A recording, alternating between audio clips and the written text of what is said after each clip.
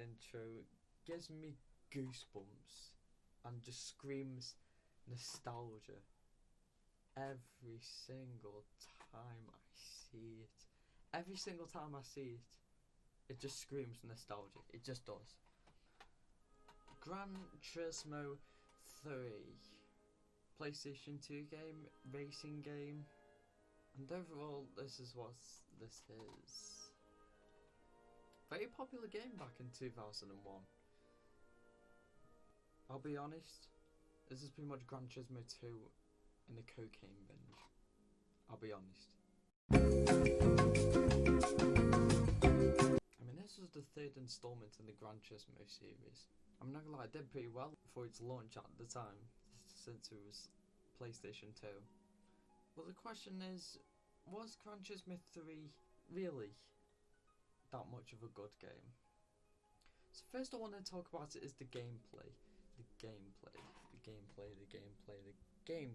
Shut the fuck up!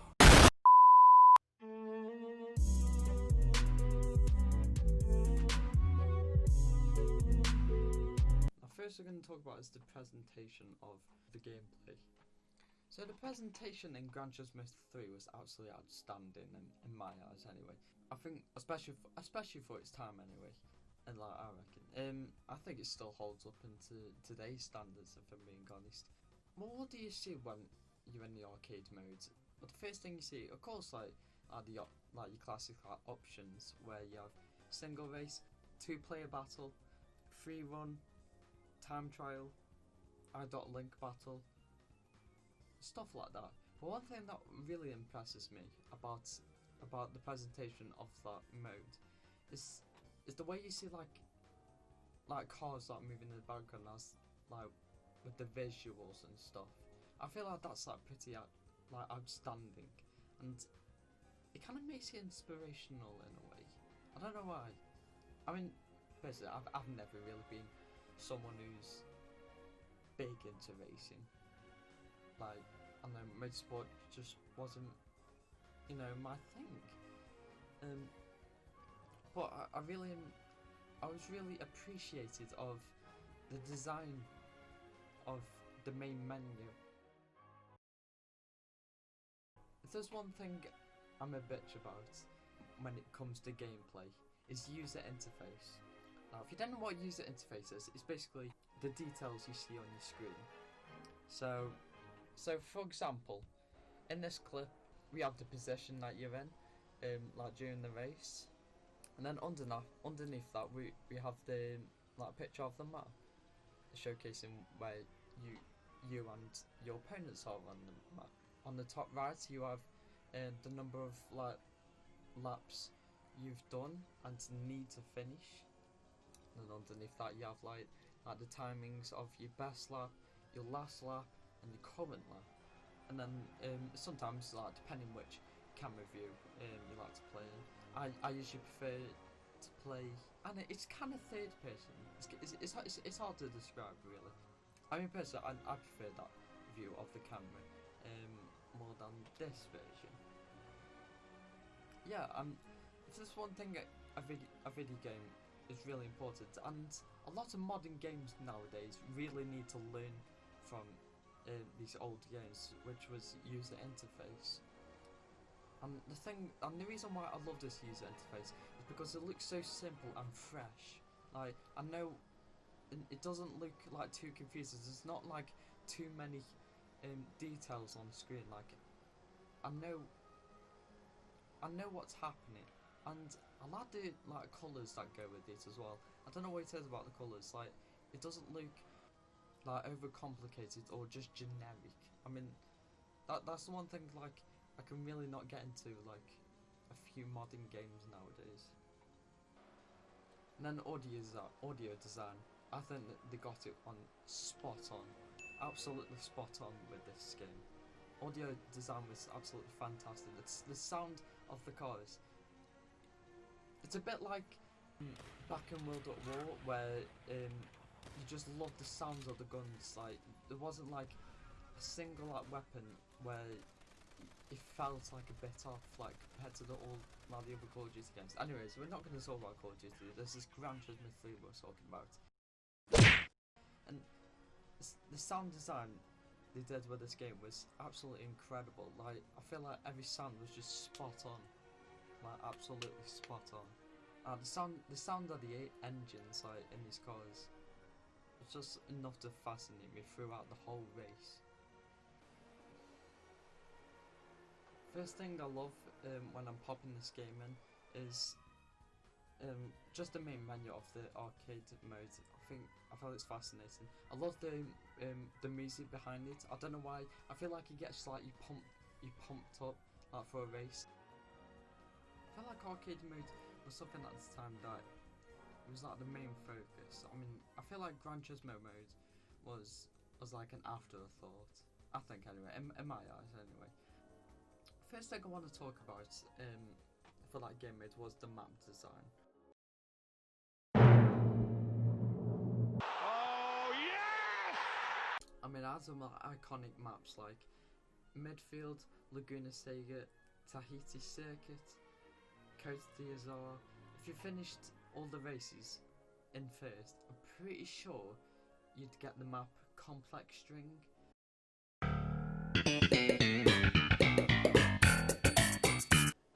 It was such a I don't know, it was a weird map. It was really a weird map because it was, well, like in its title, it was very complex. Gran Turismo 3 released some good maps. I'm not gonna lie, it had a few questionable maps.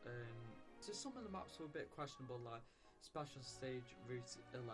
And the reason why I found that questionable is because it felt like the same map it had like before it, Special Stage Route 5, but I don't know, I felt it was literally like the same, other than it was like a longer map, and I was like, I don't know, I felt like that was a bit generic, that map. But anyways, like the other maps were fantastic, like Grand Valley Speedway, Seattle Circuit. That was a lovely map. I loved the design with like its colours and all that. So next thing is just difficulty. You have the casual, easy, normal and hard. And also, if you learn the secret Easter egg, if you held down L1 and R1, you would unlock professional, which was a 10 lap mode. The higher the difficulty you do, the better cars you can get. Like, yeah, it's just phenomenal. The cars were just phenomenal to look at. The presentation of a lot of cars, well, especially in the ST anyway, was incredible. GTRS Viper Team Oreca, which was, I love the design, like the way like the sponsored PlayStation on it. I thought that was pretty cool. Who remembers the GT1 race car? That, I'll be honest, it's probably the sexiest car in the game. I don't know. Honestly though, the design of the car with like it's just like red and white was just phenomenal. Like, I can tell you right now, if you went up to people who played Gran Turismo 3, if you told them what their favourite car was, I guarantee you it would be the GT1 race car. It was so lovely. Back in my day, I used to have like a really big rivalry. Because who remembers the 787B? I mean, apart from the Polyphony 001 and 002, the 787B was the fastest car in the game. If you were racing against this thing on hard, professional, or maybe just even normal, you had to work very hard for it. It's like you had to like know the map and learn how to take every corner. Like you can't do a lot of mistakes when you're facing up against a 787B, especially with with a small, well, with a slow car. It's like phenomenal that car was. Mind you, I did hate it because of how bloody fast it was. But you know what? I respect the 787B now. It's got a lovely design, lovely engine. just a very enjoyable car to use. So the next game mode was time trial. It's exactly what you think it is. Like, you were given a car and a track, you would have to try beat the time. I mean, not like, I feel like they could have done a lot more to try like innovate like that mode. It's the same with alongside maybe 2-player battle, and the same with like 3-1. 3-1. I mean, it was a great way to like practice like maps and all that before you went into single race.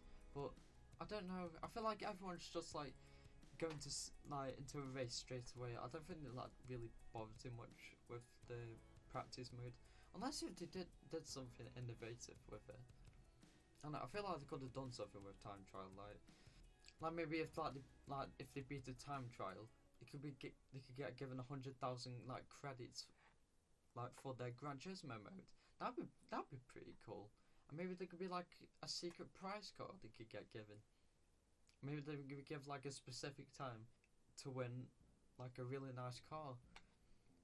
And also it had like a 2-player battle mode where you could just, if you had like 2 controllers, you can hop on with a buddy, like to have a race against each other.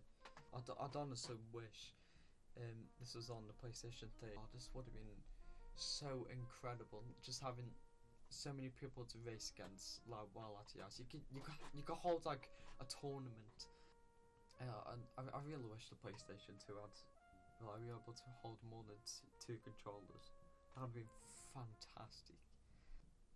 So next up was bonus items. It wasn't really too much. It just showed you like your progression like throughout arcade mode. It showed you the maps that you beat on easy, normal, and hard mode.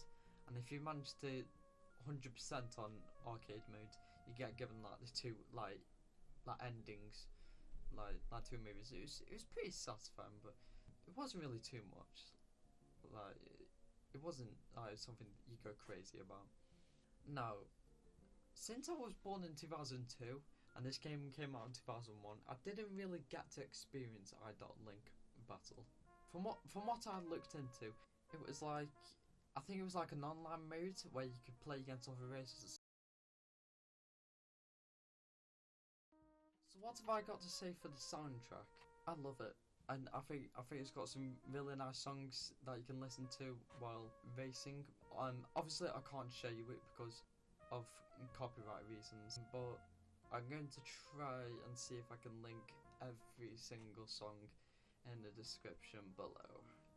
That's another problem I have with modern games nowadays. Like it barely has any like music, and even if it does, it doesn't sound like you feel connected to the game like in any way. You don't feel like you're enjoying yourself. It's a very, in my eyes, it's a very important piece of video games, and I really wish modern games would take notice of this. So next is Gran Turismo mode. So first out with Gran Turismo mode, you had the garage, which is obviously where you would store all your cars. You could actually store up to 200 cars, which is like mental. In the garage, you can check your game status. I'm currently like I think 82% done. Yes, I haven't like finished like the full game yet. Hopefully I will anytime soon. It had the credits. There was even like an option where you could like trade like with like different memory cards. That was pretty cool. That was like it's just mental. I'm gonna move on to Go Race now because like there's nothing really much to talk about Garage. So Go Race. So obviously this was like the standard you know, take your car out, go out for a race. One thing I loved about this was, I mean, you were given like 5 small modes where you had beginners event, amateur, professional, rally event, and endurance race. That would like lead you to get like better and better and better, and help you like work towards like buying some like difficulties, which I'll explain in a minute. And obviously, like, I mean, I loved doing the rally events because like that was just like simple like credits you can earn, and it was pretty easy like as well. So I mean, all you needed was just like a rally car, and I think you needed like a rally license, which again I'll go towards in a minute. When I went back in endurance race, I was such a tryhard. Yeah, I was such a tryhard when it came to the endurance race, because like you had to, some of the maps you had to do like 200 laps on theirs. It would take like 2 hours, 2 solid hours, just to complete one race. Yeah, you would like constantly to like change tires. All that I recommend is that you pick a quick car, like a pretty quick car, and then like, maybe like from the car I started with on that mode was the Corvette C5R. I think that's what it was called. And yeah, I was just like nailing it. It was like I mentioned in professional. I'm back on arcade mode, where you would constantly have to like change tires. I think it was like every 7 laps. Well, it was for me anyway. I mean, I'm not really good when it comes to saving on tires. I mean, that mode was just all about leading you to keep on winning races and buying better cars to allow you to progress through the game. So next thing I want to talk about is car deal. This is obviously where you would buy like the cars that you wanted. I found it fascinating, especially like the music behind it. It was just like, I don't know, lovely. It was like a bit chilled out. I feel like the problem with like modern games nowadays is like the way they position like some soundtracks. It's like they just place them in the wrong sections. Now they put like the quiet music in like the main menu, and I feel like when you're in the main menu, you're supposed to feel like pumped up, like to like start doing the race. It's like, yeah. So with like car deals, you had like a lot of like famous like brands. I think it was about 8 or 9. I think it was 9. Like you had like 9 different countries. I think it was Japan, USA, Germany, France, Italy, Britain, Belgium, Australia, or was it New Zealand? I think it was New Zealand actually. And yeah, you could just go to these like famous brands like Mitsubishi, you know, the Japanese one. I'm not good when it comes to like pronouncing names like that. You could get like, and then you could get like an Aston Martin and all that, not from like Britain and all that. And I was like fabulous. And it was like you could pick your own colour. Like it had like a good. I mean, it had some like good customization. It just wasn't perfect. I think. I really wish you get to customize like the really fast cars. Like I don't know, maybe like the 787B or maybe the GT1 race car. And again, the GT1 race car was like nice in that colour anyway. But like I don't know, just thought to add that bit like a nice bit of customization. I think that's the one thing that this game lacked a bit, was customization. Next was License Center, which is where just like realised you just try to get your license, and the better license you got, like, the more races you can do. Who remembers when you heard this for the first time?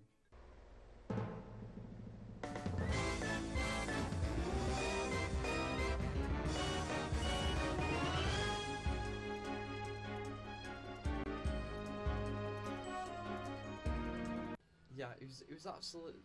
I'll be honest, I went bloody mental when I got the gold, you know, on the license for the first time. That was just, I don't know, it felt like you achieved something, even though like it took like just like a minute, and then again it could take you ages just to get gold. Yeah, there wasn't really much to talk about the license center. I think it's just all about just like a bare bones like experience. Again, like with GT Auto, it was another bare bones experience. I mean, it had a bit of like a pointless feature like washing your car. I mean, it was only 50 credits, so you hardly spent it much. I think you were able to change your oil. I think that gave an impact, like in game. I think anyway. I don't know. It's the way like it would change colour, like every time I would go back to it. And one cool feature I liked about it was the way you could change like your wheels on your car. That was like a nice customization. I really wish like you focused more on the customization in the game. I think they were more on about the design of the game. I think that was their main goal for this game.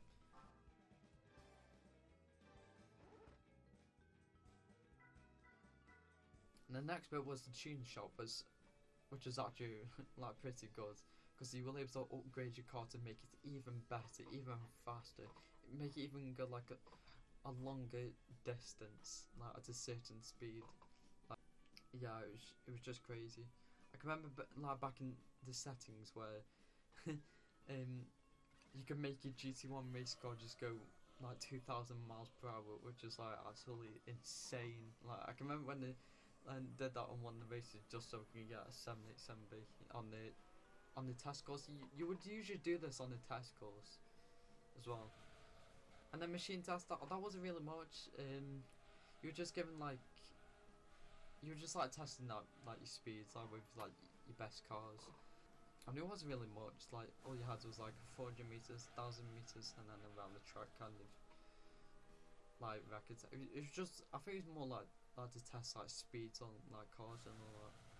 One thing I loved about like this game was like some of the glitches it would provide. It was actually absolutely. I mean, not like it's a bit stupid looking back on now, but at the time it really fascinated you. So we finally arrive at the end.